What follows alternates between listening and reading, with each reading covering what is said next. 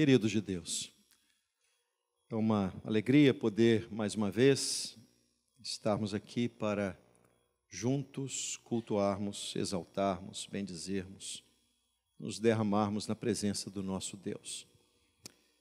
Domingo, dia do Senhor, dia festivo, dia de celebrarmos a ressurreição, a vitória da vida sobre a morte. E é exatamente esse o sentido da mensagem que eu quero transmitir aos meus irmãos nesta noite. Nós vamos falar sobre a revelação de Cristo glorificado. E para isso eu convido vocês a abrirem a palavra de Deus. Vamos abrir as nossas Bíblias. Livro do Apocalipse, capítulo 1. Leremos a partir do primeiro versículo.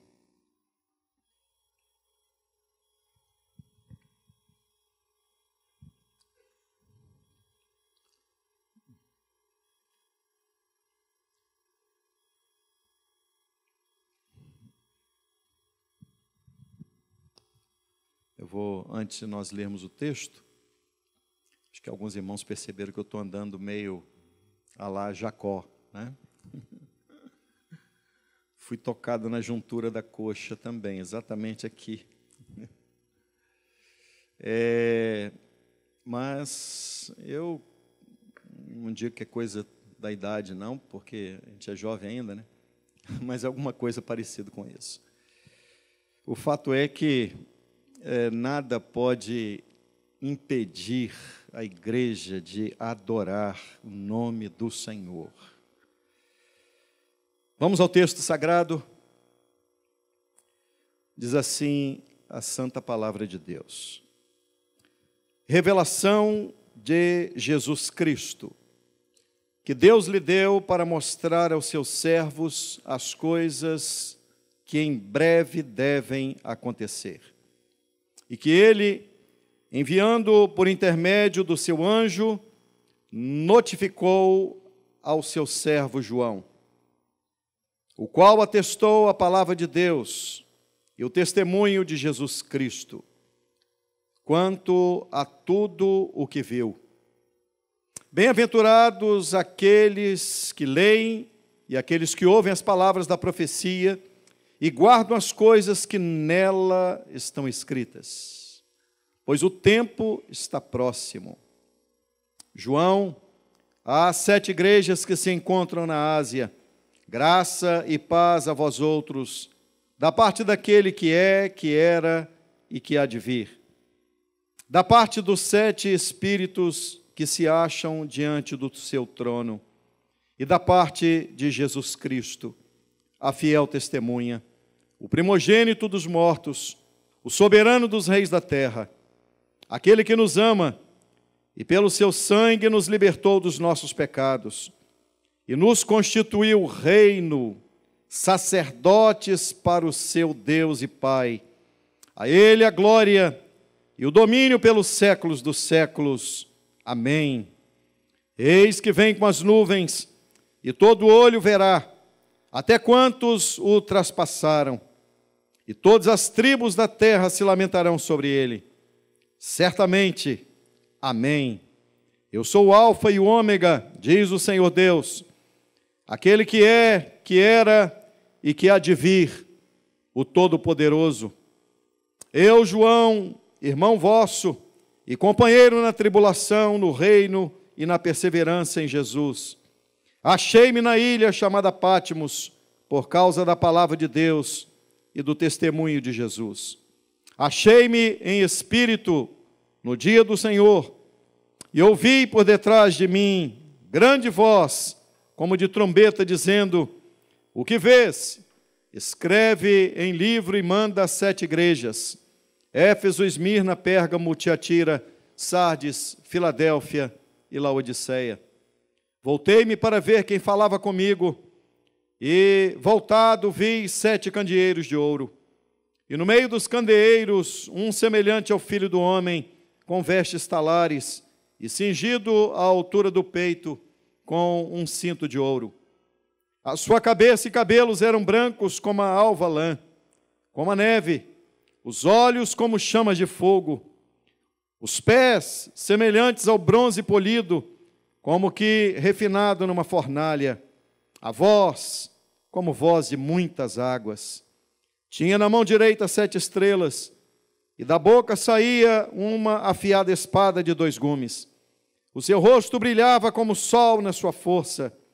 Quando o vi, caí aos seus pés como morto. Porém, ele pôs sobre minha mão direita, dizendo: não temas, eu sou o primeiro e o último. Aquele que vive, estive morto, mas eis que estou vivo pelos séculos dos séculos, e tenho as chaves da morte e do inferno.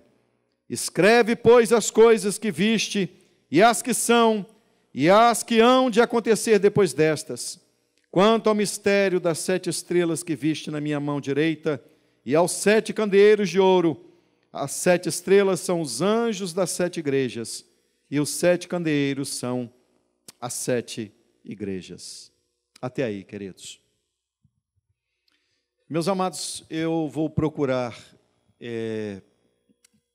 transmitir a palavra de Deus para vocês, e creio que pelo tempo nós não conseguiremos chegar ao final, mas possivelmente dividiremos esta mensagem em 2 partes, sendo esta a primeira. E eu quero iniciar dizendo-lhes que o livro do Apocalipse, ele retrata o ponto culminante da história. O livro do Apocalipse é o pináculo da revelação de Deus. O livro do Apocalipse nos traz não apenas os fatos das coisas que hão de acontecer, mas, sobretudo, o livro do Apocalipse, ele apresenta, ele revela o Cristo glorificado. É a revelação do nosso Senhor. O livro é acerca dele, a importância dele, a obra dele, a sua soberana e gloriosa vitória. Jesus Cristo é o centro da história. Todas as coisas convergem para ele. Ele é o centro da igreja. Ele é o centro do céu. Ele é o centro das Escrituras. João capítulo 5, verso 39, Jesus dizendo aos religiosos, disse-lhes: vós examinai as Escrituras, porque cuidais ter nelas a vida eterna. E são elas, as Escrituras, que testificam de mim. Ele é o assunto das Escrituras. Ele é o único motivo pelo qual nós estamos aqui. Todas as Escrituras, toda a Escritura, do primeiro livro, do primeiro versículo do Gênesis, ao último versículo do Apocalipse, as Escrituras tratam dele.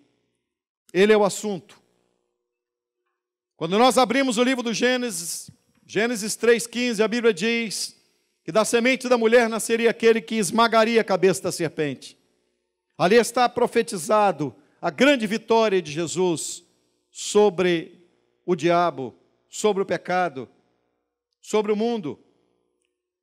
Ele é, portanto, aquele que esmaga a cabeça da serpente.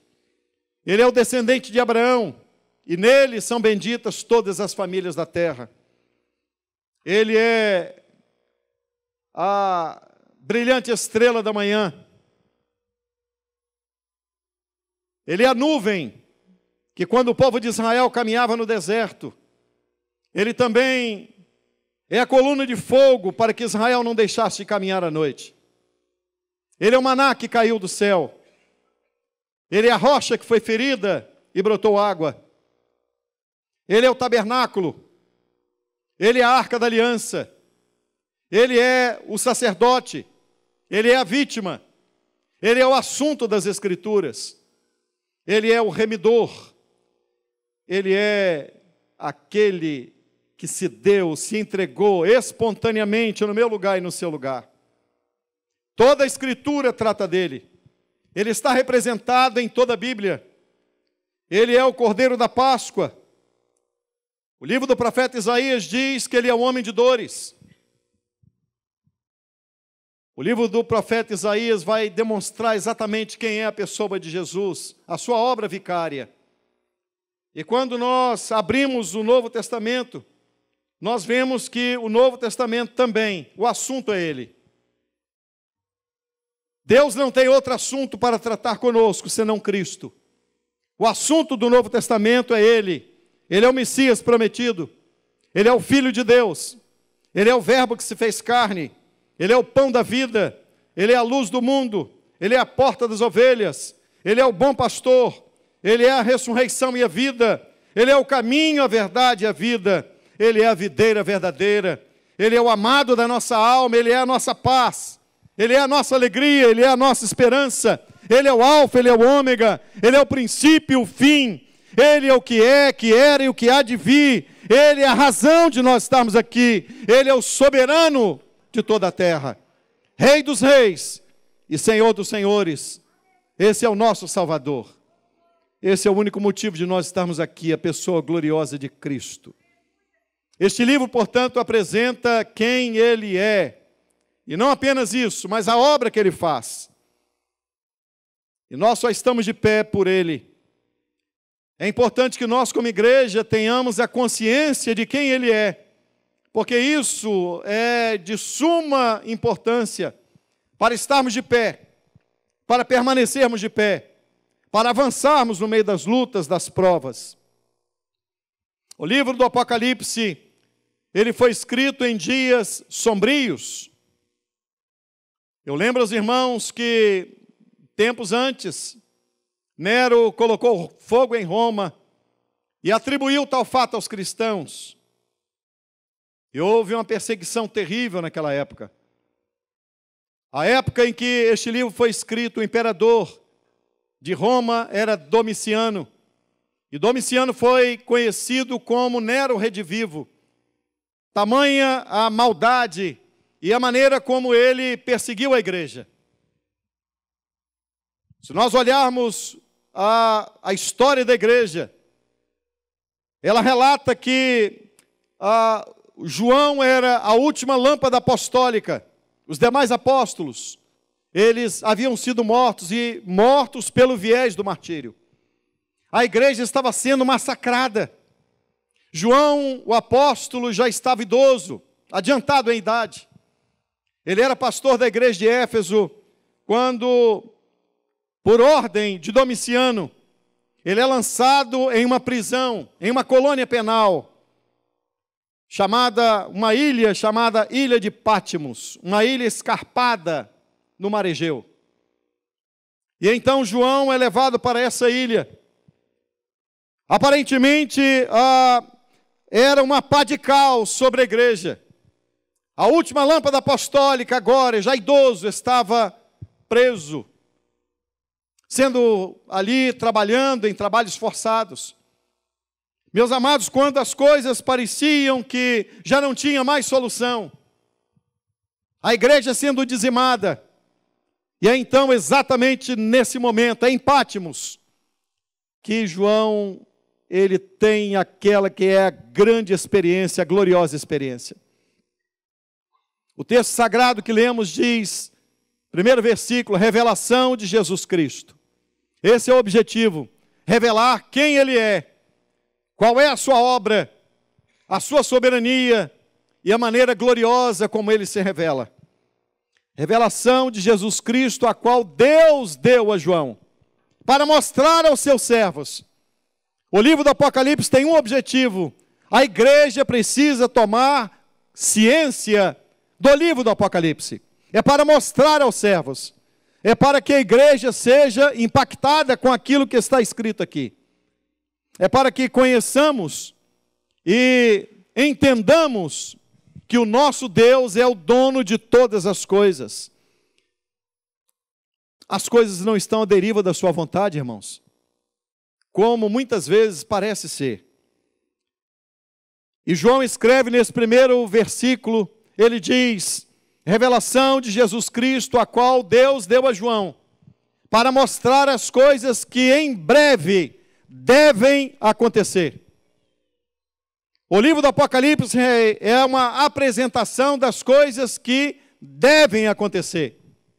E isso traz segurança para a igreja. Porque o livro do Apocalipse não apresenta a possibilidade da igreja vencer, mas a garantia de que acontecerá como está escrito. E é por isso que ele escreve dizendo: revelação de Jesus Cristo, a qual Deus lhe deu, para mostrar aos seus servos, a igreja, as coisas que devem, não tem possibilidade de acontecer, irão acontecer. Quer o homem creia ou não, quer os poderosos se levantem e tentem dizer que as coisas, que a rédea da história estão em suas mãos.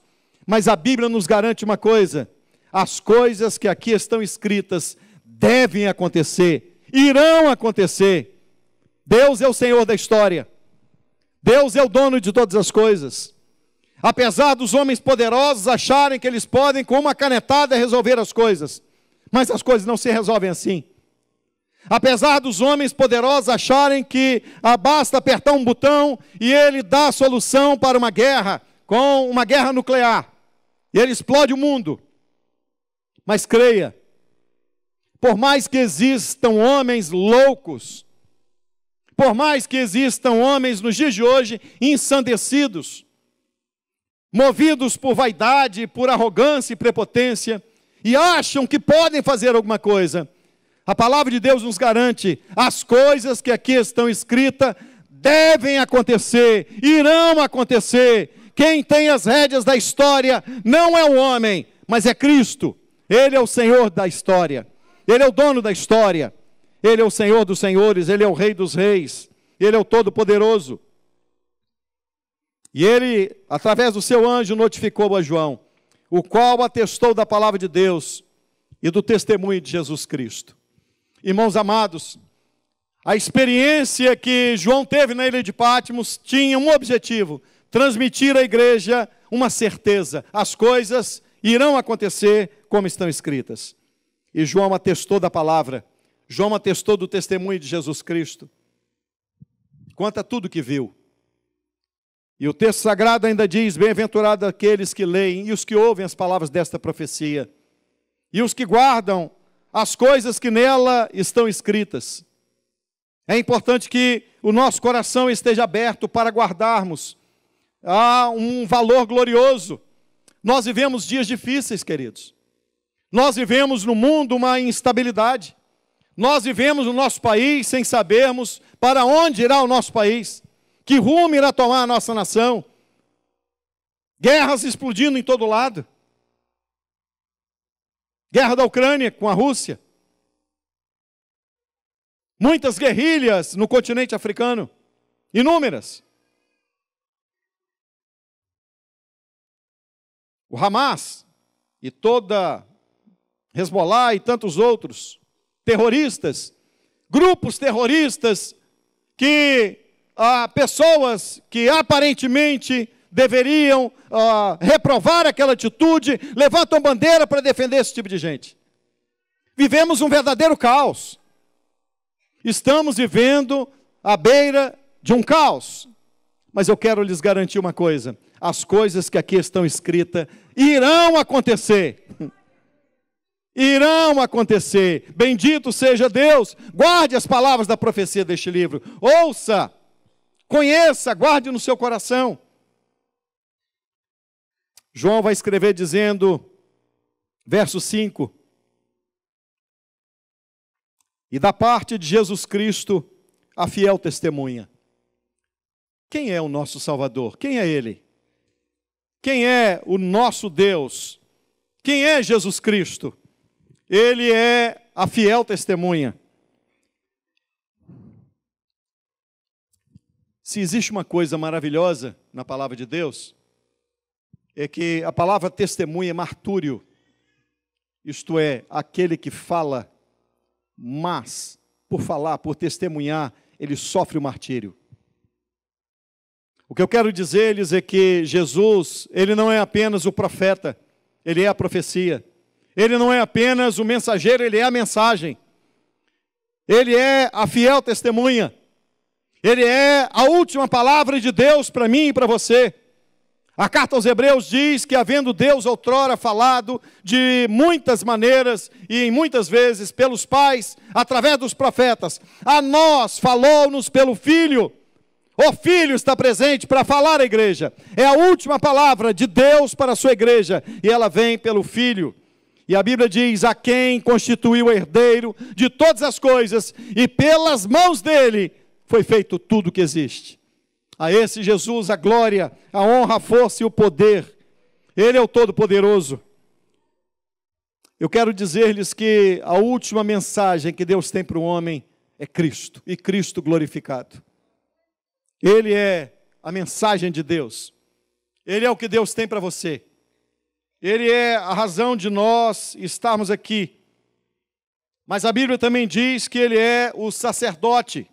Olha o que diz o texto sagrado: a testemunha fiel, o primogênito dentre os mortos, o soberano dos reis da terra. Ele nos ama.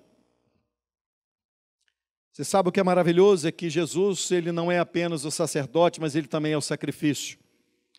Ele é o ofertante, mas Ele também é a oferta. E Ele, como sacerdote, Ele está à direita do Pai, assentado à direita do Pai. E quando um crente clama aqui, nós temos alguém que se levanta para defender a nossa causa. Ele é o nosso advogado. Ele é o sumo sacerdote. É Ele quem nos defende.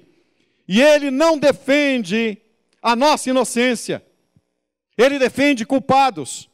Mas com o seu sangue derramado na cruz, Ele pode defender culpados. Ele pode justificar a estes que mereciam o inferno, mereciam a condenação, mas foram resgatados pelo sangue da cruz. A Bíblia diz: quem tentará acusação contra os escolhidos de Deus? É Deus quem os justifica. Quem os condenará? É Cristo quem morreu, ou antes quem ressuscitou, o qual está à direita de Deus e intercede por nós. Ô irmãos, que maravilha! Como é bom sabermos que o nosso Deus, Ele venceu, está à direita do Pai, intercedendo por você, intercedendo por mim. Se hoje tiver uma angústia no seu coração, você pode clamar, e este sumo sacerdote se levanta para interceder por você. As nossas orações são ouvidas por Ele. Bendito seja Deus. A Bíblia também diz no texto em que lemos que Ele é o soberano dos reis da terra. Significa que todos os reis estão debaixo do domínio absoluto dEle. Não há nada que fuja ao seu controle. Não há nada, absolutamente nada, que possa escapar ao seu domínio. Por mais poderosos que os homens sejam. O que eu quero dizer-lhes é que esse Cristo poderoso, sacerdote, o nosso advogado, a fiel testemunha, o mensageiro e a mensagem, Ele te ama. A palavra de Deus, no verso 5 diz: aquele que nos ama. Oh irmãos, que maravilha! Às vezes em momentos difíceis, quando nós passamos por circunstâncias que aparentemente as coisas não têm solução imediata, parece até que Deus não ouve, parece até que Ele nos deixou ali à deriva da nossa própria sorte. Mas a Bíblia nos garante uma coisa: Ele nos ama. Ele nos ama. O verbo está no presente indicativo, significa não apenas que Ele nos amou, mas que Ele nos ama e continuará nos amando. A Bíblia diz que Ele nos ama antes de todas as coisas serem criadas. A causa do amor dEle não está em mim. A causa do amor dEle não está em você. O motivo pelo qual Ele nos ama está nele mesmo. Que maravilha é nós termos uma certeza, isto é, nada que eu faço vai aumentar o amor dEle, e nada que eu possa fazer vai diminuir o amor dEle. Ele nos ama, não por quem nós somos, não pelos nossos méritos. Ele nos ama apesar dos nossos deméritos, apesar de sermos quem somos. Ele nos ama. Ele nos ama. E não apenas isso, Ele nos libertou dos nossos pecados. Aqui está, talvez, o ponto mais importante. Ele nos libertou dos nossos pecados. Você não está meio salvo, ou talvez seja salvo, Nós não conseguiríamos nos libertar do nosso pecado, mas Ele nos libertou do nosso pecado. A palavra de Deus diz que nós jamais conseguiríamos sair das amarras que nos prendem. A palavra diz assim como o leopardo, ele não consegue tirar as manchas do seu corpo, e assim como o etíope não consegue mudar a cor da sua pele, o nosso Deus tem poder para resgatar você, para mudar você. Nós estamos rendidos a Ele. A nossa natureza depravada jamais nos possibilitaria vivermos como necessitamos viver. Ele nos transportou do império das trevas para o reino da sua gloriosa luz. Eu quero me unir a você nesta noite para glorificarmos a Deus. Confesso que eu vinha no carro e estava pensando quantas coisas Deus tem feito, quantas maravilhas Deus tem operado, quantas pessoas Deus tem trazido, como Deus tem transformado tantas pessoas nesse lugar. Ele nos libertou dos nossos pecados. Nós estávamos no império das trevas. Hoje somos salvos, remidos, resgatados, lavados no sangue do Cordeiro. Aquele que nos ama e pelo seu sangue nos libertou. O preço da libertação foi o sangue derramado. O preço da libertação foi o inocente se deu no nosso lugar. E a Bíblia ainda diz, Ele nos constituiu reino e sacerdotes. Oh, amados irmãos, esta é a posição mais honrosa que nós podemos ter. Você faz parte do reino dele. Ele nos constituiu reis e sacerdotes.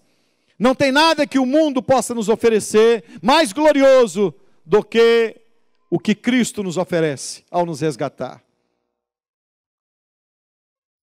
Nós não precisamos mais de intermediários. Nós podemos ir a Ele. O véu do templo se rasgou de alto a baixo. Nós podemos ir à presença dEle a qualquer momento, a qualquer hora. Ele nos fez reis e sacerdotes. Significa que nós haveremos de julgar, inclusive os anjos. Deus não apenas irá nos levar para o céu, Ele irá nos levar para o seu trono.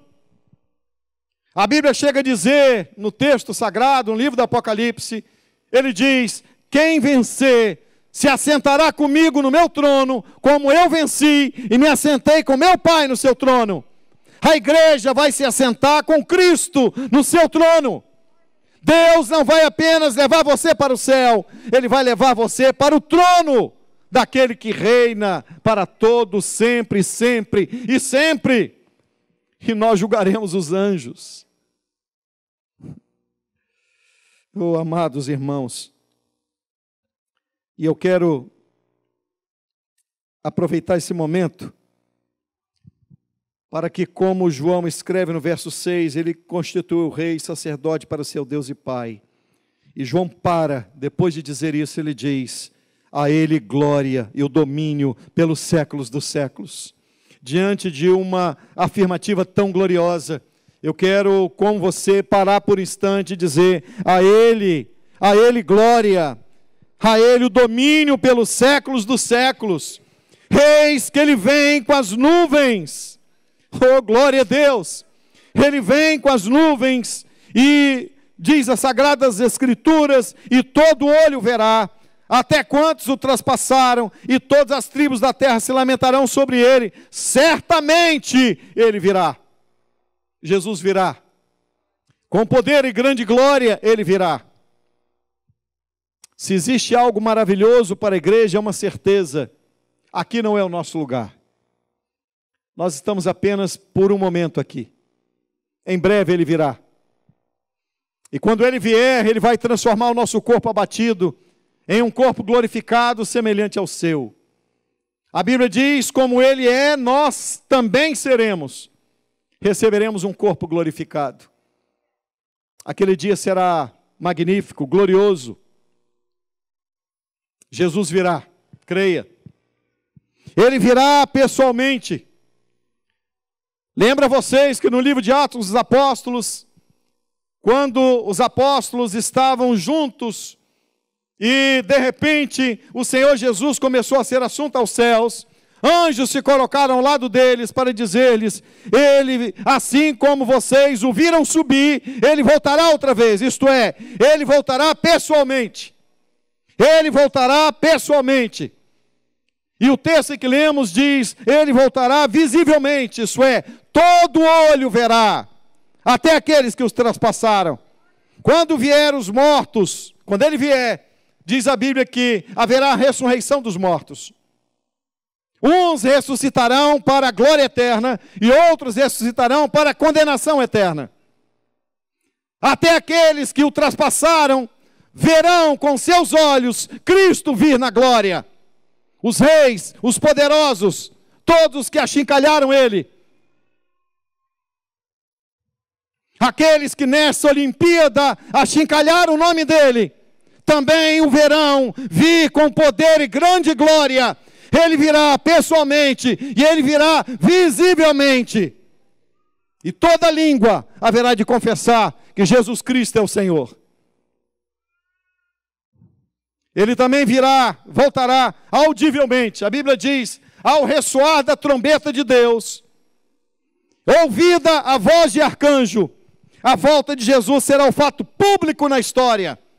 A volta de Jesus será o fato audível na história. O fato mais glorioso. Ele virá pessoalmente, ele virá visivelmente e ele virá audivelmente ao ressoar da última trombeta. Ouvir-se-á a voz do arcanjo. Será um momento extraordinário, irmãos. Será algo poderosíssimo, glorioso. O fato mais público de toda a história da humanidade. Ele voltará também repentinamente.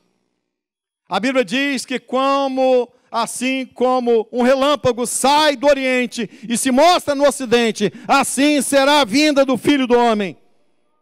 Ele virá num abrir e fechar de olhos, será um momento. Não haverá oportunidade para você se preparar. Aqueles que estão lavados no sangue do Cordeiro, estes que têm o seu nome escrito no livro da vida, esses receberão um corpo glorificado e se reunirão com Cristo para a glória e para todo sempre estarão com Ele. Não há nada mais glorioso do que entendermos. Ele virá num momento, num abrir e fechar de olhos. Pisca o seu olho e vê se deu tempo de você falar alguma coisa.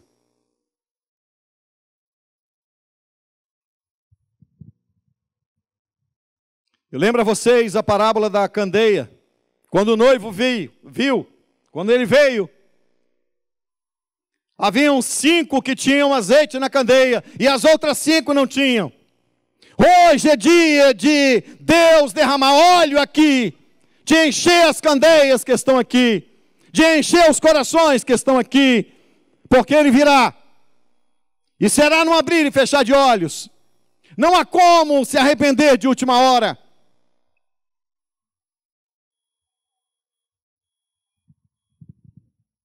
Ele voltará no momento, mas ele voltará também de forma inesperada. Ele virá como ladrão. Ninguém sabe em que momento o ladrão virá.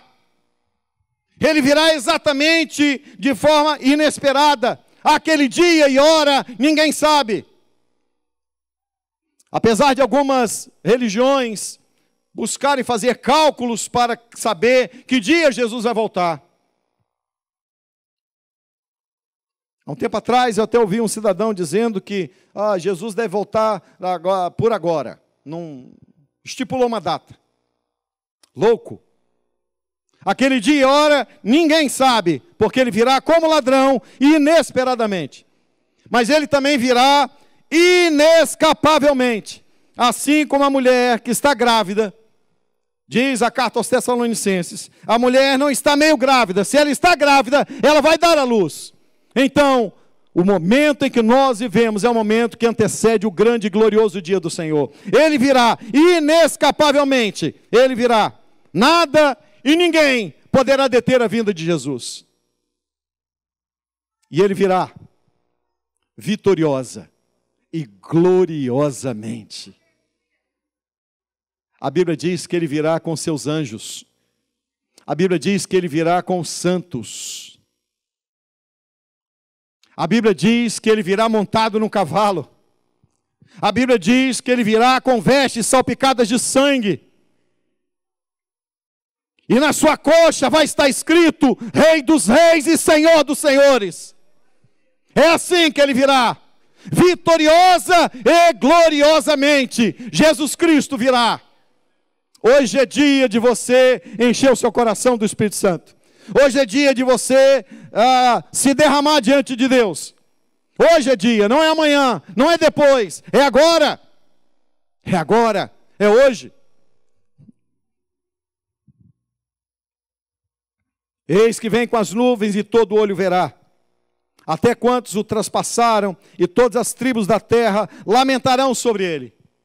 Eu espero que nenhum de nós esteja incluído na parte deste versículo que diz: e lamentarão sobre ele. Aqueles que o rejeitaram irão lamentar. Aqueles que achincalharam dele irão lamentar. Os poderosos que acharam que eram donos da situação e que podiam fazer o que bem quisessem, com todo tipo de maldade, esses irão lamentar. Todo joelho se dobrará, toda língua confessará que Jesus Cristo é o Senhor. Toda língua, reis, os homens mais importantes da terra, todos se curvarão diante dele. As tribos da terra se lamentarão sobre ele. E o texto ainda diz: eu sou o Alfa e o Ômega, diz o Senhor, aquele que é, que era e que há de vir, o Todo-Poderoso. Irmãos queridos, eu quero encerrar com o verso 9. Acompanhe comigo, por gentileza. Eu, João, irmão vosso e companheiro na tribulação. Tem pessoas que acham que só ele está passando por luta. Há crentes que oram dizendo: isso só acontece comigo. E João está dizendo assim: eu sou companheiro na tribulação, mas também no reino, na perseverança, em Jesus. Não é apenas tribulação, nós fazemos parte de um reino. Nós precisamos perseverar até o fim. Os eleitos perseverarão até o fim. Aqueles que têm o seu nome escrito no livro da vida perseverarão até o fim.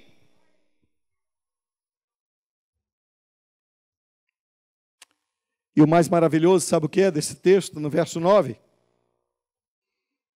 Você imagina que este ancião, pastor da igreja de Éfeso,